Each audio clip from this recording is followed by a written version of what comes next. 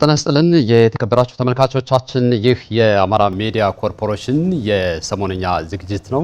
በዛሬው ዝግጅታችን የተለያዩ ርዕሰ ጉዳዮችን ወደ እናንተ እያደረስን ቆይታ የምናደርግ ነው የሚሆነው። እንግዲህ ከሰሞኑ የተከሰቱ ዓለም አቀፍ እንዲሁም በሀገር አቀፍ ክልላዊም የተለያዩ ርዕሰ ጉዳዮችን እያነሳ ነው እንግዲህ ቆይታ የምናደርገው። ይካስ ማስረሻና ብርቱካን ታዬ የሰሞነኛ ዝግጅትን እያቀረብንላችሁ ቆይታ እናደርጋለን። ብርቱካን እንግዲህ ለዛሬው የያዝናቸውን ርዕሰ ጉዳዮች ምን ላይ ትኩረት ያደረጉ ናቸው የሚለውን እናስተዋውቅ። የተመረጡ 3 ጉዳዮች አሉን። አንደኛው ክልላዊ ነው። በርዕሰ መስተዳድር አረጋ ከበደ የተመራ ልዑክ በሰሜን ሸዋ ዞን ያለውን ምርት ተመልክተው ነበር። እሱን የመጀመሪያና ቀዳሚ እናደርጋለን። ሁለተኛው ደግሞ ከራብ ነፃ ዓለም በሚል ጉባኤ ተደርጎ ነበር በአዲስ አበባ ዓለም አቀፍ ጉባኤ ነው። ይህንን ጉባኤ የተመለከተ እንዲሁም መረጃ እናደርሳለን ለተመልካቾች። ሶስተኛው ደግሞ በተለይም ደግሞ በዚህ ሳምንት አዲስ የሆነው የትራምፕ መመረጥን የተመለከተ ዘገባ ተመልክተናል። እሱን እናደርሳለን። በዋናነት እንግዲህ የአማራ ክልል ከፍተኛ አመራሮች በክልሉ በተለያዩ አካባቢዎች እየተዘዋወሩ እንግዲህ በርካታ የመኸር ሰብሉ ምርት ምን ደረጃ ላይ ነው የሚለውን ርዕሰ ጉዳይ ተዘዋውረው እየጎበኙ ነው የሚገኙት። ጉብኝቱ ሂደቱ ምን ላይ ትኩረት ያደረገ ነው? ዋና ዓላማው ምንድነው? እዛ አካባቢ ያሉ አርሶ አደሮች ገበሬዎችንስ በምን አይነት መልኩ ሊያነቃቃ ይችላል? ቀጣይ የሰብል ስብሰባውስ ምን ላይ ትኩረት መደረግ መቻል አለበት? የክልሉ የዚህ የግብርናው ተስፋው ምን ላይ ነው የሚለውን ርዕሰ ጉዳዮች እያየን ቆይታ እናደርጋለን። በዋናነት እንደው የአማራ ክልል የ2016 2017 የመኸር ወቅት አያያዙ ምን ይመስላል የሚለውን እንይ። መልካም እንግዲህ 7 ሚሊዮን ኩንታል ለማምረት ነው እንግዲህ እቅድ ተደርጎ ወደ ስራ የተገባው ማለት ነው። በዚህም ደግሞ 5.2 ሚሊዮን ሄክታር መሬት በዚህ 2016-17 የምርት ዘመን ወደ ስራ የተገባና እንዲሁም ደግሞ ለማምረት ዝግጁ ተደርጎ ወደ እርሻ የተገባበት እንዲሁም ደግሞ የተለያዩ አዝርቶችን በመዝራት አሁን ሰብሉን ለመሰብሰብ የምንጠብቅበት ወቅት ነው ማለት ነውና በተለይም ደግሞ 2015-16 የመኸር ዘመንና 2016-17 የመኸር ዘመን ሁለቱም የመኸር ወቅቶች በተለይ በክልላችን የምናስታውሰው የሰላም እጦት በአጠቃላይ በግብርናው ዘርፍ እንደ ሌሎች ዘርፎች ሁሉ አንዱ እንደ ጤና እንደ ትምህርት አንዱ የግብርናው ዘርፉን ለመስራት በሚያዳግት ሁኔታ ትልቅ ፈተና ሆኖበት ነበር። ሆኖም ግን የግብርና ባለሙያዎቹ የክልሉ መንግስት እንዲሁም ደግሞ አምራቹ እና ትልቁ ሚና የሚጫወተው የግብርና አርሶ አደሩ ማለት ነው ይህንን ፈተናም ተቋቁመው በዚህ ዓመት የተለየ ለማምረት እንዲሁም ደግሞ ከመመገብ ባለፈ ክልሉ ለሀገርም የሚተርፍ ምርት ማቅረብ ከዛም ደግሞ እንግዲህ ግብርናው ትልቁ የኢኮኖሚያችን መነሻ ስለሆነ እንደ ሀገር የምናገኘውን ኢኮኖሚ በክልሉ ደግሞ የሚደርስብንን አስተዋጽኦ ማበርከትን ጭምር ታሳቢ የተደረገ ነበረ ማለት ነው። በዚህም እንግዲህ እንደ መነሻ ነው ያዩት ሰሜን ሸዋ እንጂ በተለያዩ አካባቢዎች የተለያዩ የአማራ ሚዲያ ኮርፖሬሽን ተደራሽ ሆኖ ዘገባዎችን በሚሰራባቸው በጣም ጥሩ የሚባል የግብርና ቢሮ አቅዶት የተነሳውን አልሞት የተነሳውን ግብ ማድረግ የሚችል በተለያዩ ቦታዎች ላይ ጥሩና ተስፋ ሰጪ የሆኑ የግብርና ምርቶች እየተመረቱ ነው ማለት ነው። እንግዲህ በመጨረሻ ደግሞ ሲሰበሰብ ታቅዶ የነበረው ምንድነው? እውንስ የክልሉን ምግብ ተደራሽ ማድረግ ይችላል? የሀገሪቱን ኢኮኖሚ በማነቃቃት ረገድስ ክልሉ የሚደርስበትን የራሱን ሚና መጫወት ያስችላል የሚለውን ደግሞ እንግዲህ ወቅቱን ጠብቆ የምንመለከተው ይሆናል ማለት ነው። መልካም ብርቱካን፣ እንግዲህ የ2016 2017 የመኸር ዘመን በአማራ ክልል ያለው ገጽታ ምን ይመስላል የሚለውን በተለይ በነባራዊ ሁኔታ መሬት ላይ ወርዶ የተሰራው ስራ ምን ይመስላል የሚለውን ርዕሰ ጉዳይ እንግዲህ በአማራ ክልል ርዕሰ መስተዳድር አቶ አረጋ ከበደ የተመራ የክልሉ ከፍተኛ የስራ ኃላፊዎች እንዲሁም አመራሮችና ባለሙያዎች ናቸው እየጎበኙ የሚገኙት። የዚህ የጉብኝቱ ዓላማ እንግዲህ ቀደም ሲል አንቺም ስትገልጽ እንደነበረው ወደ 5.2 ሚሊዮን ሄክታር መሬት የሚጠጋ መሬት በዘር እንደተሸፈነ ነው የተገለጸው። ከዚያ ውስጥ ደግሞ ከዚህ ከ5.2 ሚሊዮን ሄክታር መሬት ወደ 169 ሚሊዮን ኩንታል ምርት ለማምረት ነው እንግዲህ እየታቀደው።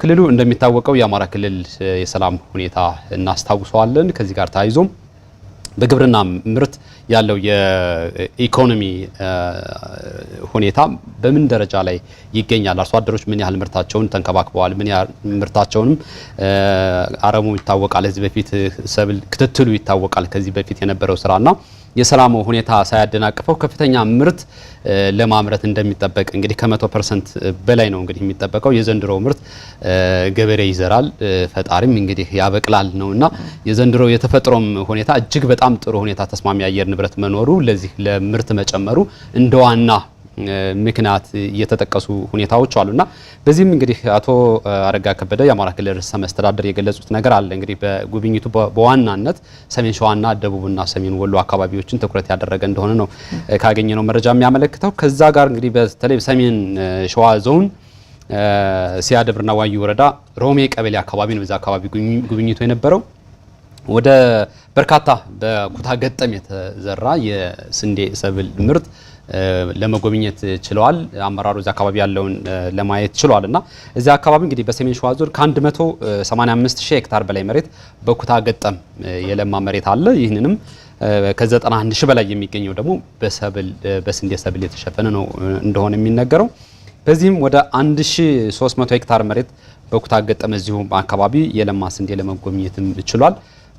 በዋናነት እንግዲህ ደቡብና ሰሜን ወሎም አካባቢ ያለውን የተለያዩ የሰብል ዝርያዎችንም የሰብል አይነቶችንም በርካታ ግብዓት ሊገኝ እንደሚችል የግብርናው ኢኮኖሚ በእርግጥም እየተነቃቃ እንደሆነ በስብሰባ በተለያየ አካባቢ በተለያዩ መድረኮች ሲነገር የነበረው ርዕሰ መስተዳድሩና የተለያዩ ኃላፊዎች በቦታው ተገኝተው መጎብኘታቸውና መሬት ላይ ወርደው ምን ደረጃ ላይ ይገኛል የሚለውን እየገመገሙ እያዩ እንደሚገኙ ነው። እንግዲህ በጉብኝቱ ምን ይመስላል የተለያዩ የስራ ኃላፊዎቹ እንግዲህ ያዩትን አካባቢ ምን እንደሚመስል ያለውን ገጽታ ተከታትለን ብንመለስና ሀሳቦችን መስጠት ምንችል። መልካም ከኛ ጋር ተመልሰን እንገናኛለን።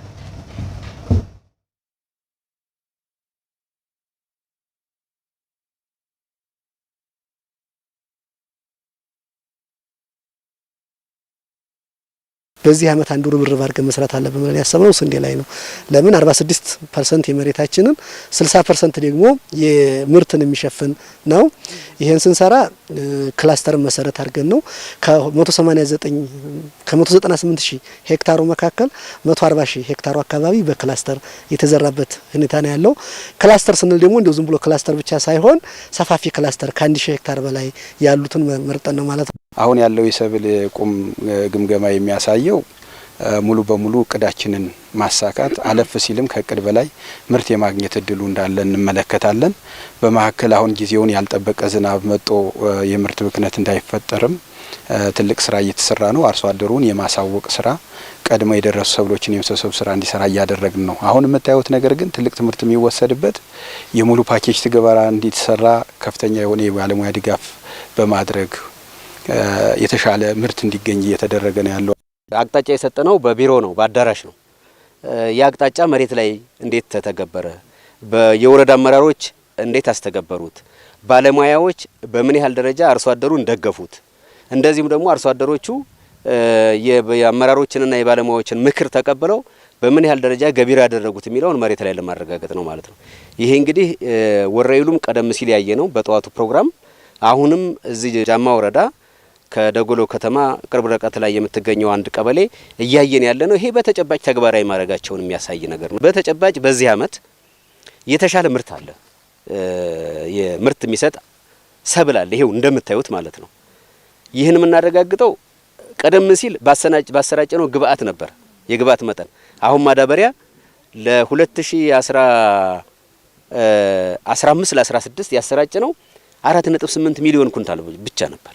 ዘንድሮ ያሰራጨነው ግን 7 ሚሊዮን 600 ሺህ ኩንታል ነው ያሰራጨን። ይሄንን ይሆናል ሊጨምር ይችላል ብለን ነው ቢሮ ላይ ቁጭ ብለን የምንገምት የነበረ። ማዳበሪያ ያሰራጨን ምርት ይጨምራል፣ ምርጥ ዘር ያሰራጨን ምርት ይጨምራል። አርሶ አደሩ የተሻሻሉ የግብርና ዘዴዎችን የእርሻ ዘዴዎችን ተጠቅሟል። አርሶ አደሩ ቴክኖሎጂ ትራክተሮችን፣ ኮምባይነሮችን ተጠቅሟል፣ ምርት ይጨምራል ብለን ነው የምናየው። በተጨባጭ ግን ምርት እንደሚጨምር ይሄው መስክ ላይ እያየነው ነው ማለት ነው። ተመልሰናል። የተከበራችሁ ተመልካቾቻችን እንግዲህ በተለይም ደግሞ ይካስ በደቡብ ወሎ ጃማ ወረዳና በሰሜን ሸዋ ዞን ያደረጉትን ጉብኝት ነበር ተከታትለን የተመለስ ነው። በአጠቃላይ እንግዲህ አንድ አዘርት ወይም ደግሞ እንደዚህ አይነት የግብርና ስራዎች ከመጀመሪያ ጀምሮ የቅድመ ዝግጅት ስራዎች ይደረጋሉ። የቅድመ ዝግጅት ስራዎቹ እንግዲህ የግብዓት ማሟላት ነው።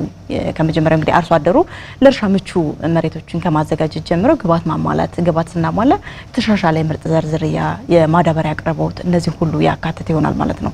በመካከል ደግሞ አጠቃላይ እንክብካቤው ይኖራል። እዚህ ለማድረስ አርሶ አደሩ ብዙ ነገር ሰርቶበታል ማለት ነው። በመጨረሻም ደግሞ የምርት አሰባሰብ ሂደቱ ነው እንግዲህ እነዚህ ሁሉ ተደርገው ነው መጨረሻ ላይ ያለውን ውጤት የምንመለከት ማለት ነው።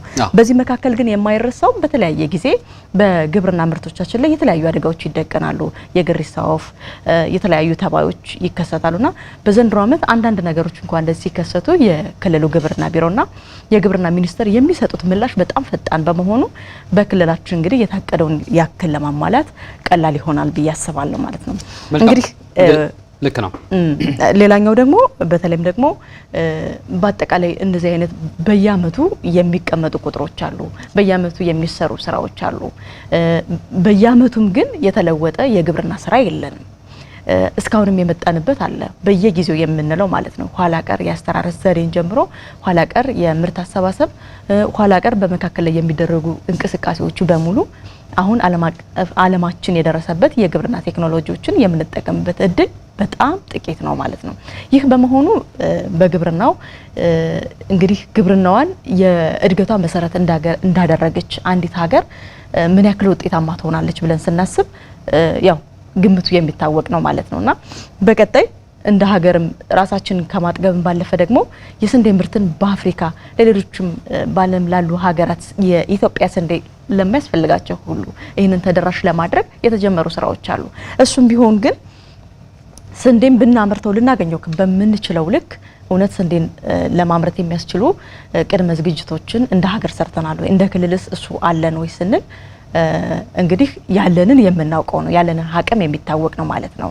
ብክነቱን ሳይጨምር ከመጀመሪያ ጀምሮ ምርቱን ለመታጨድ ወይም ደግሞ ምርቱን ለመሰብሰብ በሚደርስበት እድሜ ልክ ምን ያክል የቴክኖሎጂ ተጠቃሚ ነን፣ ከመጀመሪያስ ግባቱ በትክክል ፍሬያማ የሚሆንና የምንፈልገውን ያክል ማምረት የምንችልበት ነው ወይ፣ በመካከል የሚደረገው ለአርሶ አደሩ የሚደረገው ድጋፍ በመጨረሻ ስንሰበስብ በትክክል እንዳይባክን ሆኖ ወደ ጎተራ ማድረስ ወይም ደግሞ ወደ ገበያ ማቅረብ የምንችልበትን እድል እንደ ሀገር አመቻችተናል ወይ ስንል አሁን ምንም እንዳልተሰራ መናገር ይቻላል ማለት ነው።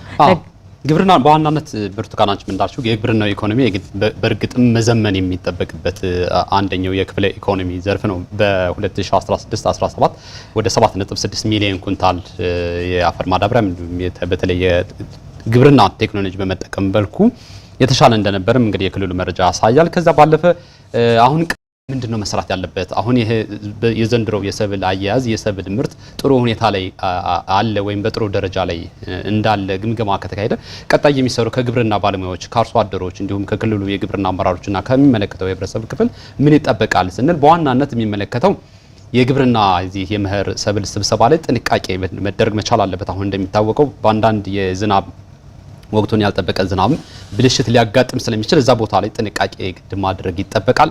ቀድሞ የደረሱ ሰብሎችን በአግባቡ ተሎ በፍጥነት መሰብሰብ ይጠበቃል። ይህን ስናደርግ ቀደም ሲል አንቺ እንዳልሽው የግብርናው ኢኮኖሚ አሁንም በደንብ ያልዘመነ ነው። ይሁን እንጂ የክልሉም ግብርናም በተለይ በፌዴራል ደረጃም እየተወሰደ ያለው ይሄ ዘመናዊ ቴክኖሎጂን ተጠቅሞ ሰብልን መሰብሰብ በኮምባይነር እንዲሁም የተለያዩ የግብርና ቴክኖሎጂዎችን ተጠቅመሽ ሰብልን መሰብሰብ በትኩረት መሰራት እንዳለበትም ወደፊት ብዙ መሰራት እንዳለበትም የሚያሳዩ ነገሮች አሉ።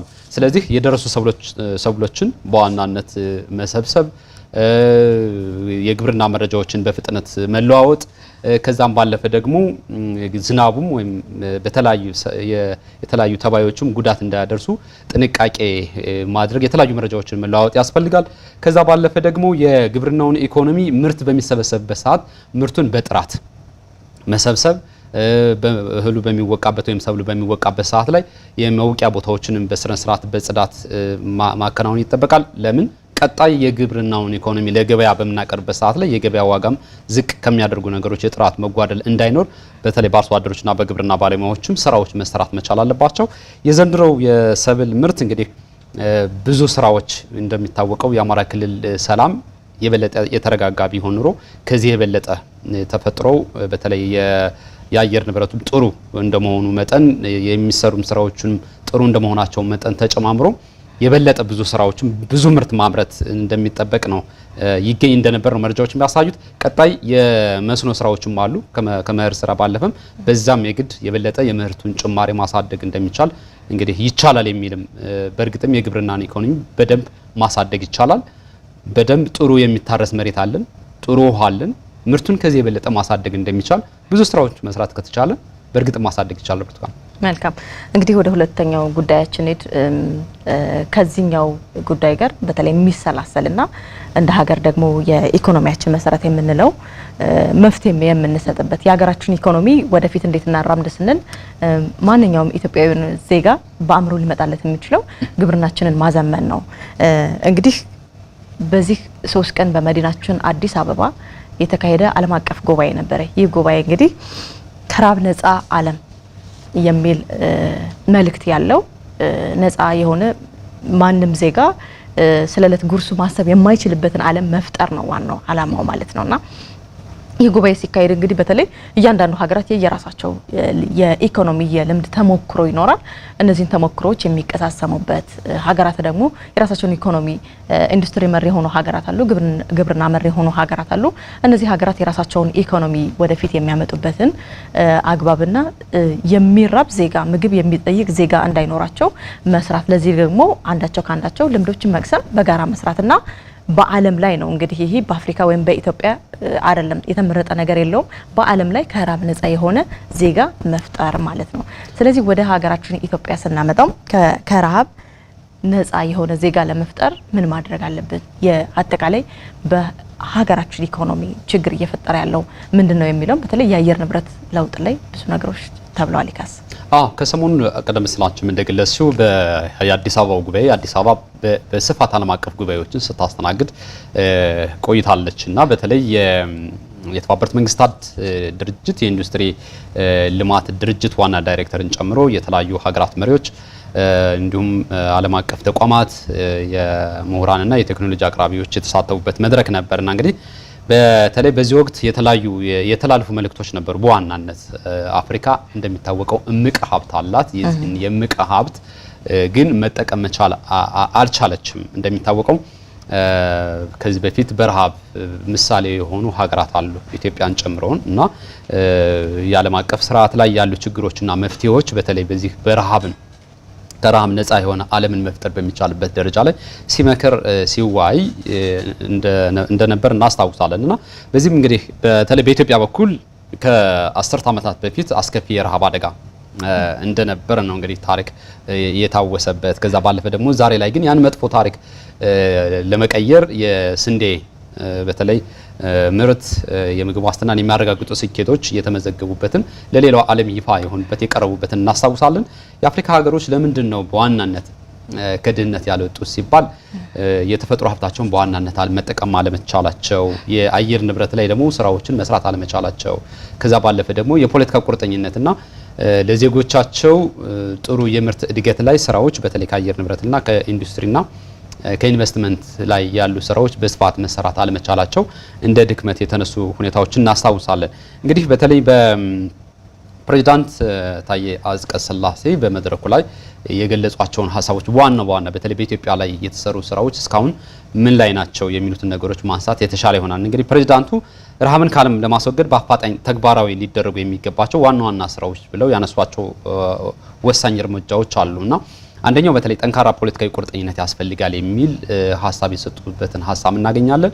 ይህም ደግሞ በቀጣይ በተለይ በአፍሪካ ደረጃ ብሎም የኢትዮጵያን ተሞክሮ ለሌሎች የአፍሪካ ሀገራት የምግብ ዋስትና ለማረጋገጥ የተሰሩ ስራዎችን በተለይ ከአረንጓዴ ልማት ጋር የተሰሩ ስራዎችን ያነሱበትን ሀሳብ እናገኛለንና ሌሎች ሀሳብ በተለይ ሌሎች መሪዎች ምን አሉ የሚለውን ደግሞ ማንሳት እንችላለን። ብርቱካን በተለይ የተባበሩት መንግስታት ድርጅት የኢንዱስትሪ ልማት ድርጅት ዳይሬክተር ጀነራል ገርድ ሙለር የሰጡት ሀሳብን በዋናነት እናገኛለን። መልካም እንግዲህ በተለይ የአየር ንብረት ለውጥ ከሚያናውጣቸው የዓለም 10 ሀገራት ኢትዮጵያ አንዷ ነች። ድርቅ፣ በተለያየ ጊዜ ጎርፍ፣ እንዲሁም ደግሞ ወቅቱን ያልጠበቀ ዝናብ፣ እነዚህ ሁሉ ለተለያዩት ከዜጎች ህልፈት ዜጎች ቦታ ወይም ደግሞ የመኖሪያ ቀያቸውን ለቀው ወደ ሌላ ቦታ እንዲሰደዱ ሌላ ቦታ ላይ እንዲሰፍሩ በዚህም ኢኮኖሚያዊና ፖለቲካዊ የነሱ የቆዩበት የማህበራዊ ዋስትናቸው ሁሉ የማይረጋገጥበት ለተለያየ እንግልትም የሚዳረጉበትን ሂደት እንመለከታለን በተፈጥሮ አደጋ ወይም ደግሞ እንዲሁም ደግሞ በአየር ንብረት ለውጥ ማለት ነውና በአጠቃላይ የአየር ንብረት ለውጥን በመቋቋም ረገድ በግብርናው ዘርፍ ማድረግ ያለበት ተደርጎ ከረሃብ መውጣት የምትችለው እንደ ሀገር ኢትዮጵያ የግብርናው ዘርፍ ላይ ሰፊ የሆነ ትኩረት ስትሰራ ነው ማለት ነው። የግብርናው ዘርፍ እንግዲህ በከተማ ያለ የግብርና ዘርፍ አለ ራሱን ችሎ የዕለት ምግብ እና አስቸኳይ ወይም ደግሞ ፈጣን የሚባሉትን በትንንሽ ቦታዎች በትንንሽ ሀሳብ በትንንሽ ስራዎች ብቻ የዕለት ምግብን መሸፈን በሚቻልበት ደረጃውን በሀገራችን በተለያዩ ከተሞች እየተለመደ ነው። እነዚህም በሰፊው መስራት ያስፈልጋል ማለት ነው። ሌላኛው እንግዲህ በተለይ ግብርናው ላይ ሲሰራ ከአንዱ ቦታ አንዱ ላይ ያለ ምርት ሌላኛው ቦታ ላይ ማድረስ አርሶ አደሩ እዚህ ጋር ከዕለት ምግቡ አልፎ ለንግድ የሚሰራቸውን የግብርና ምርቶችን ወደ ሌላ ቦታ እንዲያደርስ የራሱን ኢኮኖሚ ያደርሳል። ሌላ ቦታ ላይ ደግሞ መድረስ ያለባቸው እነዚህ የግብርና ምርቶቹ እንዲደርስ የገበያ ትስስር መፍጠር ያስፈልጋል ማለት ነው እንደ ሀገር። ሌላኛው የግብርና ቴክኖሎጂ መጠቀም ቅድም እንግዲህ በመጀመሪያው በርዕሰ መስተዳድሩ ጉብኝት አንስተነዋል። እያንዳንዱ ነገር ሄዶ የአንድ ነገር መዳረሻ የሚሆነው በተለይ ግብርናው ላይ ሄዶ የግብርናው ችግር በየጊዜው የሚነሳው ቴክኖሎጂ በሙያተኛው የሚነሳል በቴክኖሎጂውን በሚጠቀም ወይም ደግሞ በግብአቱን እንደ ግብአት በሚጠቀምበት በአርሶ አደሩ ይነሳል። እንዲሁም ደግሞ ምርቱን ከአርሶ አደሩ ተቀብሎ የሚቀበል ዜጋም ደግሞ ይህንን ችግር ያውቀዋል ማለት ነው። አሁን ችግሩን ማውራት አይደለም ችግሩ ጋር መገኘት ሳይሆን በየአመቱ ዋጋ የሚያስከፍለን ችግር ካወቅ ነው ለዚህ ችግር መፍትሄ መስጠት ነው ማለት ነው። ይህ የክልሉ መንግስት በአቅሙ የሚያደርገውን ያደርጋል። እንደ ሀገር ደግሞ መደረግ ያለበትን ይህንን መቅረፍ ሲቻል ማግኘት የምንችለውን ከራብ ነፃ አይደለም ሌላ ኢኮኖሚ ማስመዝገብ የምንችልበትን እድል መፍጠር እንችላለን ማለት ነው። ሌላኛው የአርሶ አደሮችን አቅም ማጎልበት አርሶ አደሮችን አሁን የተለያዩ የቴክኖሎጂ ወይም ደግሞ የእርሻ ሜካናይዜሽን አቅርበህ አንድ አርሶ አደር በግሉ ገዝተህ ተጠቀም ትለው ላይችል ይችላል። ነገር ግን በተለያዩ የአደረጃጀት ስልቶች ሊሆን ይችላል። የክልሉ መንግስት የተለያዩ ብድሮችን በማመቻቸት ሊሆን ይችላል። የኢትዮጵያ መንግስት ለነዚህ ለግብርና ማሳለጫ ተብለው የሚያገኛቸው ድጋፎች ሊሆኑ ይችላሉ። በየአመቱ ደግሞ ራሷ ሀገሪቱ የምትመድበውን በጀት በሙሉ እዚህ ላይ ፈሰስ በማድረግና ግብርናውን በማዘመን እነዚህ ነገሮች ማሳደግና የምንፈልገውን ከራብ አልፎ ኢኮኖሚን ወደፊት ማምጣት የሚቻልበትን እድል ማድረግ እንችላለን ማለት ነው። እንግዲህ ጉባኤው የነበረውን ጠቅላይ ሚኒስትሩ በጉባኤው ላይ ምን ተናግረዋል የሚለውን ለተመልካቾቻችን እናድርስና ተመልሰን እንገናኛለን። መልካም። Today Ethiopia is on a path ኢትዮጵያ ዛሬ ላይ የምግብ ሉዓላዊነትን ለማረጋገጥ በትክክለኛው ጎዳና እየተጓዘች ትገኛለች። በዚህም የምግብ ዋስትና በማረጋገጥ ረገድ ተጨባጭ የሆኑ ስኬቶችን አስመዝግባለች። ከዚህ ባለፈ ቀደም ብለው ይገጥሙን የነበሩ ችግሮችን በማስወገድና በተጠና የወደፊት እይታ ግብርናውን በማዘመንና አርሶ አደሮችን በማብቃት ትልቅ ሽግግር በማድረግ በምግብ ራስን ከመቻል ባለፈም ለውጭ ገበያ ማቅረብ ተችሏል። and net exporters. During the session on mobilizing investments, የምግብ ደህንነት ኢኒሼቲቭ የሀብት ማሰባሰብ በተመለከተ በነበረው ስብሰባ ዘላቂ ውጤት ለማምጣት ውጤታማ ኢንቨስትመንት አስፈላጊነትና ስትራቴጂክ አጋርነት እውቅና ተሰጥቶታል። ይህ ፈንድ በተለይም በምግብ ደህንነት ችግር ላለባቸው በጣም አስፈላጊ ነው። በምግብ ስርዓት ውስጥ የመቋቋም አቅም ለመገንባት በተለይም የአየር ንብረት ለውጥን ለመከላከል የሚያስችል ዘመናዊ የግብርና ስርዓትን ለማጠናከርና ድህረ ምርት አስተዳደር ለማጎልበት ድንበር ዘለል የልምድ ልውውጥ ለማድረግና የቴክኖሎጂ ሽግግር ለማሳለጥ የሚያስችል መድረክ ለመመስረት ተስማምተናል። harvest management. Ethiopia has embraced these principles through its national economic reforms. ኢትዮጵያ ሀገራዊ የኢኮኖሚ ማሻሻያ ውስጥ የተለያዩ መርሆች አቅፋለች። የእርሻ መሬት ምርታማነትን ማሳደግ፣ ድርቅን የሚቋቋሙ ሰብሎችን ማሳደግ እንዲሁም ከ40 ቢሊዮን በላይ ዛፎችን የተከልንበትን አረንጓዴ ትሩፋት አስጀምራለች። ኢትዮጵያ ታምርት ንቅናቄም የእነዚህን መሰል ኢንቨስትመንቶች አቅም ያሳያል። በኢትዮጵያ የተቀናጀ አግሮ ኢንዱስትሪ ፓርኮች ለአርሶ አደሩ የስራ ዕድል ፈጠራና የገበያ ምንጭ እንዲሁም በዓለም ግብርና ገበያ ውስጥ ያለንን ሚና በማሳደግ ረገድ ትልቅ ሚና እየተጫወተ ነው። Hunger is not an isolated issue. ረሃብ የተናጠል ጉዳይ አይደለም። አንድ ወጥ የሆነ የማያቋርጥ ዓለም አቀፍ ምላሽ ይፈልጋል። የጋራ ውይይታችን የጋራ ስራዎችን ለመከወን አቅጣጫ ይሰጣል። የመጀመሪያው ዓለም አቀፍ ፈንድ ለምግብ ዋስትና ማቋቋም ነው። ይህንን ፈንድ ለማቋቋም ቁርጠኝነት አሳይተናል። ይህም ፈንድ የአየር ንብረት ለውጥን ለመቋቋም የሚያስችሉ ኢንቨስትመንቶችን ለማስፋት የሚያስችሉ ናቸው። የግብርና ቴክኖሎጂዎችን ለማሳደግ የሚያስችሉና አደጋ ሲያጋጥም የሚቋቋም የምግብ ስርዓት ለመገንባት የሚያስችል ነው። Advanced agricultural technology and disaster resistant food system. ተመልሰናል። የተከበራችሁ ተመልካቾቻችን እንግዲህ ብርቱካን ቀደም ሲል በተለይ በአዲስ አበባው የአድዋ ድል መታሰቢያ በተካሄደው ከረሃብ ነፃ የሆነ የዓለም አቀፋዊ ጉባኤ የተነገሩ መልእክቶችን የተላለፉ መልእክቶችን ስንከታተል ነበርና በተለይ ከረሃብ ነፃ የሆነ ዓለምን ለመፍጠር ምንድነው መሰራት ያለበት ከኢትዮጵያ የተገኘው ተሞክሮ ምንድነው የሚሉትን ሀሳቦች ማንሳት እንችላለን። በተለይ ኢትዮጵያ የዜጎቿን የምግብ ዋስትና ለማረጋገጥ ብሎም በኢትዮጵያ ታምርት ንቅናቄ በሰፊ ስራዎችን ሲሰሩ ከዚህ በፊት እናስታውሳለን። የተለያዩ ዘገባዎችንም ስንሰራ ነበርና በተለይ በኢንዱስትሪ ፓርኮች በማቋቋም ለበርካታ ዜጎች የስራ ዕድል እንደተፈጠረ ከዛም ባለፈ ደግሞ የኢትዮጵያ የአየር ንብረት ለውጥን ለመከላከል የአረንጓዴ ልማት የተሰሩ ስራዎችንም በዚህ ታላቅ ጉባኤ የቀረቡ ዋና ርዕሰ ጉዳዮች ናቸው።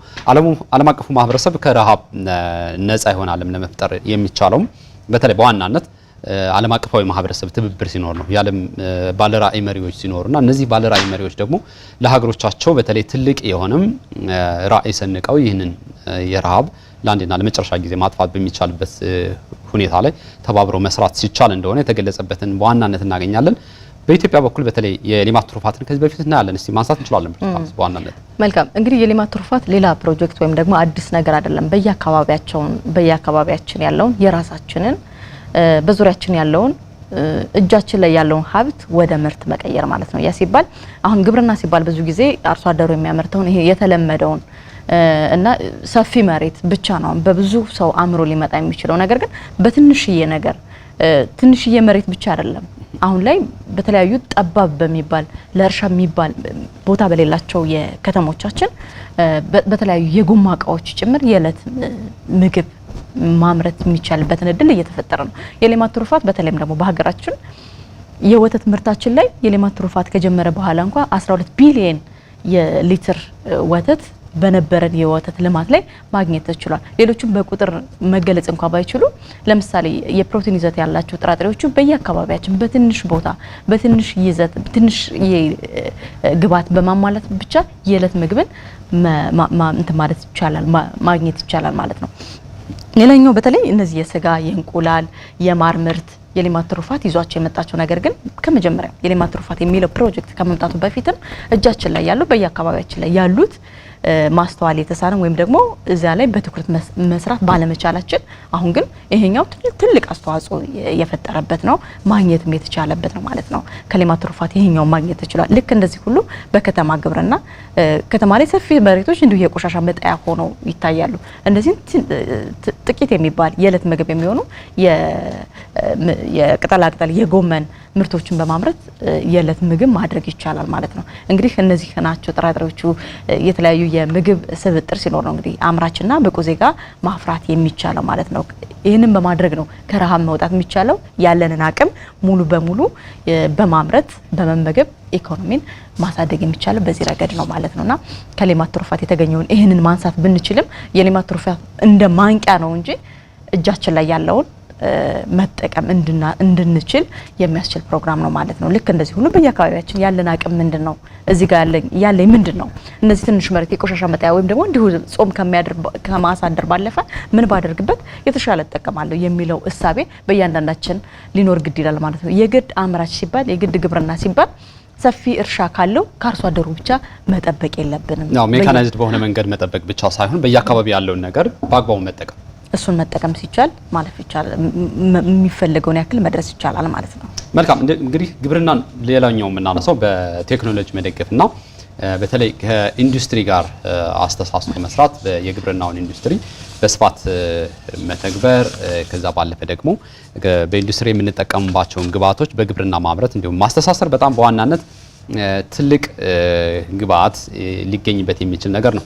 አፍሪካ ሰፊ መሬት አላት እንደሚታወቀው ሰፊ የውሃ ስነ ምህዳር እንዳለው ቢታወቅም ይህንን ሰፊ የውሃ ሀብትና የመሬት ሀብት በአግባቡ ሜካናይዝድ በሆነ መንገድ መጠቀም አለመቻሉ ለረሃብ እንደ ምክንያትነት ስንፍና በአንድም ይሁን በሌላ ለሀገሮች ለረሃብ መጋለጥ አንደኛውም እንደሆነ የተነሳበትን ሁኔታ እናስታውሳለን። በተለይ በጥናት ውስጥ የተካተቱ ርዕሰ ጉዳዮች በአካባቢ ያለውን ጸጋ ልክ እንደ ኢትዮጵያ ማምረት ቢቻል የውሃ ሀብቱን በአግባቡ መጠቀም ቢቻል አፍሪካ እውነትም ብዙ ስራዎችን ብዙ ለረሃብ የሚያጋልጡ ስራዎችን መቅረፍ ትችላለች። ከዛ ባለፈ እንግዲህ የተባበሩት መንግስታት ድርጅት ከዚህ ጋር በተለይ የኢንዱስትሪ ልማት ዋና ዳይሬክተር ያነሱትን ሀሳብ ማንሳት ፈልጋለሁ። በተለይ አፍሪካ እውነተኛ አጋር ትፈልጋለች የሚል ሀሳብ የገለጹበት እናስታውሳለንና በዚህ ላይ ምንድነው በአፍሪካ በተለይ የሚሰሩ መሰረተ ልማቶች በተለይ ከግብርና ጋር የተያያዙ ከፍተኛ የሆነ መሰረተ ልማት የገንዘብ ኃይል የገንዘብ ጉዳይ ያስፈልጋልና ይህንን ገንዘብ የሚጠይቀውን ተግባር በጋራ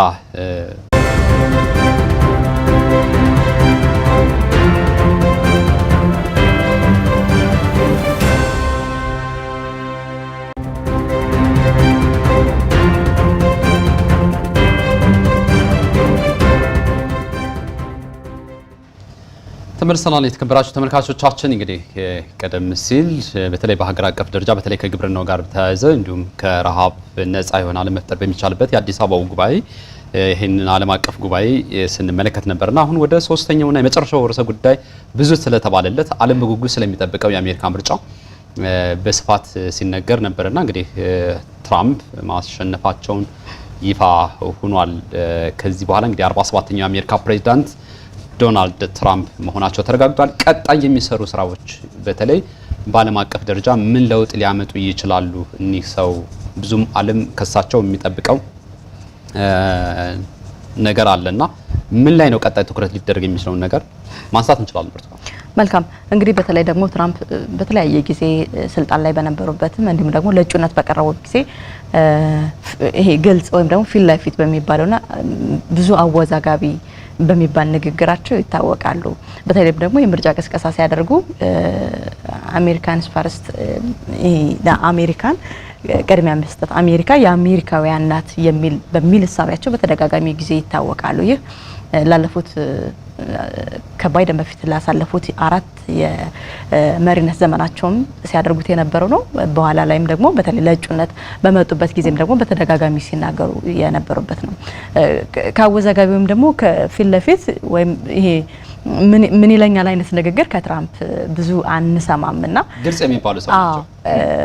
በተለይም ደግሞ ለምርጫ በመጡበት ጊዜ ምንድነው 4ቱን መሪነት ዘመናቸውን እያጠናቀቁ በነበረበት ጊዜ ያስጀመሩት እንትን ነበረ ደንበር የሌሎች ስደተኞች ወደ አሜሪካ እንዳይገቡ የሚያደርግ ማለት ነው። እሱ ድንበር በባይደን ዘመን እንዲሁ ነው የቀጠለ። ነገር ግን አሁን የመጀመሪያው ስራዬ ወይም ደግሞ ቀጥታ ካሸነፉ በኋላ የመጀመሪያ ስራዬ ስልጣን መንበሬ ስቆጣጠር የመጀመሪያ ስራዬ የሚሆነው ያንን ደንበር ማዘጋት ወደ አሜሪካ የሚገቡ ሰነድ አልባ ስደተኞች ማለት አሜሪካ ከተለያዩ ሀገራት በህጋዊ መንገድ የተለያዩ የስራ እድሎችን በመፍጠር ለተለያዩ ሀገራት ዜጎች የስራ እድልን ትፈጥራለች፣ እንዲሁም ደግሞ ወደ ሀገሯ ታስገባለች ማለት ነው። እነዚህን ሳይጨምር ነገር ግን በህገወጥ መንገድ ወደ አሜሪካ ሰነድ ሳይኖራቸው የመጡ አሜሪካዊ ያልሆኑ ዜጎችን በሙሉ ከሀገር አሜሪካ አስወጣለሁ የሚል አስተያየቶችን እየተናገሩ ነበረ። በተለይም ደግሞ አሜሪካ የብዙ የዓለማችን ሀገራት ተሰሚነት ካላቸው ሀገራት ተብላ የምትጠቀስ ሀገር ናት። በፖለቲካው ዘርፍ ያላት ተጽዕኖ፣ በኢኮኖሚው ዘርፍ ያላት ተጽዕኖ፣ በንግድ ዘርፍ ያላት ተጽዕኖ፣ ተገዳዳሪነቷ፣ ተፎካካሪነቷ ቀደምት የዓለማችን ሀገር ናት። በተለይም ደግሞ ይህንን ንግዷን የሚገዳደሯትን ሀገራት ምርታቸውን ጭምር ወደ አሜሪካ እንዳይገባ የቀረጥ ጭማሪ በማድረግ ምርታቸው አሜሪካ ላይ የዋጋ ጭማሪ እንዲያሳይና ገዢ አልባ ሆነው እንዲቀሩ ጭምር የአሜሪካን ኢኮኖሚ ብቻ ወደፊት የማምጣት እሳቤን በማራመድ የሌሎች ተገዳዳሪ ሀገራትን ኢኮኖሚ እንዲያሽቆለቁል ጭምር የተለያዩ ስራዎችን ሲሰሩ ነበረ 4 ዓመት በመሪነት በቆዩበት ጊዜ ማለት ነው። ልክ ነው። በተለይ እንደምናስታውሰው የአሜሪካ የዘንድሮ የ2024 የምርጫ ፉክክር እጅግ በጣም አንገት ለአንገት ትንቅንቅ የነበረበት ዓለም በጉጉት የነበረው በተለይ የምዕራባውያንና የሩሲያ ፍጥጫ በመኖሩ ምክንያት የአሜሪካ ፖለቲካ ጫና ደግሞ በዓለም ላይ ያለውን ሂደት እናስታውሰዋለንና ስለዚህ የትራምፕና የምክትል ፕሬዚዳንት ካማላ ሃሪስ የነበረው ፍጥጫ የዓለም ፍጥጫ ማለት ይቻላል። በጉጉት የሚጠበቅ ነው። አሜሪካ ዜጎች ብቻ ሳይሆን ዓለም በጉጉት የሚጠብቀው ነበርና አሁን 47ኛው የአሜሪካ ፕሬዚዳንት ሆነው ከተመረጡ በኋላ የዓለም ኢኮኖሚ በሚገርም ሁኔታ መነቃቃት አሳይቷል እያሉ ተንታኞች እየጻፉ ይገኛሉና የተለያዩ ዘገባዎችንም እያየን እንገኛለን። በተለይ የአሜሪካ የኢኮኖሚ አሁን ማንሰራራት ጀምሯል። የአሜሪካ ባለሀብቶች የአሜሪካ ኢንዱስትሪ ትልልቅ ባለሀብቶች መነቃቃት ጀምረዋል። የዶላር የግብይት ስርዓቱም እጅግ በጣም እንደጨመረ ነው የሚነገረው።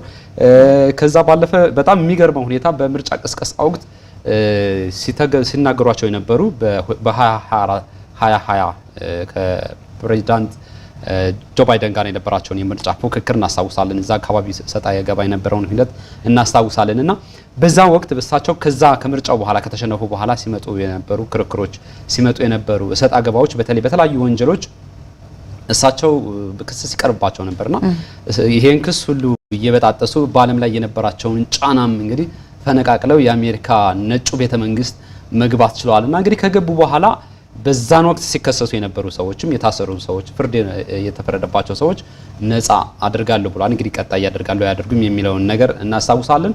በዛሬው ዕለትም እንግዲህ ከሰሞኑም ስንሰማቸው የነበሩ በተለይ ከሩሲያና ከዩክሬን ጋር የነበረው በተለይ ጦርነት በ24 ሰዓት አቆመዋለሁ የሚለው ቀጣይ የሚጠበቅ ተግባር ነው። በነገራችን ላይ የሩሲያው ፕሬዝዳንት ፑቲን ከዋሽንግተን ጋር ለመነጋገር አሁን ዝግጁ ነኝ የሚል መግለጫቸውንም ሰምተናል። ስለዚህ ቀጣይ ከሩሲያ ጋር ያለው ንግግርም ከዋሽንግተን ጋር ያለው ንግግር በጉጉት የሚጠበቅና በዓለም ላይ ያለው በተለይ ከምዕራባውያን ጋር ያለው ውይይት ከዚህ ጋር ያለው ውይይት ወሳኝ ሚና ስለሆነ በትልቅ በጉጉት የሚጠበቅ ነገር ነው። ሌላው በጣም በዛሬም በዘገባዎች ስንሰማ ይዋል ነው የምዕራባውያን በተለይ የገንዘብ የግብይት ሁኔታ ከዶላር ጋር በመናወዳደርበት ሰዓት ላይ የምዕራባውያን የኢኮኖሚ ዋጋ ያን ያህል የመቀነስ ሁኔታ ታይቶበታል የሚል ሁኔታ እናስታውሳለን። ኢኮኖሚው በተለይ ታክስ ላይ እንዲሁም ታሪፍ ላይ በፕሬዝዳንት ጆ ባይደን አስተዳደር ዘመን የተከሰተው የዋጋ ግሽበትን ለማረጋጋት ከፍተኛ የሆኑ ስራዎች እንደሚጠበቁ በአሜሪካ ይነገራል። ከግብር ቅነሳ ጋር ተያይዞም በጆ ባይደን ጊዜ የነበረው ሂደት ከዚህ በኋላ የፍጆታ እቃዎችና ማህበራዊ ዋስትናን የተጣሉ የህግ ግብርም እንደሚቀንሱ ትራምፕ እሱም ይጠበቃል። ሌሎችም በርካታ በተለይ ከዩክሬን ጦርነት ጽንስ ይሄ ማቋረጥ ጋር በተለይ ለየግዛቶቹ እንደሚሰጡም በስፋት የሚጠበቁ ዋና ዋና ርዕሰ ጉዳዮች ናቸው። በተለይ መካከለኛው ምስራቅ ደግሞ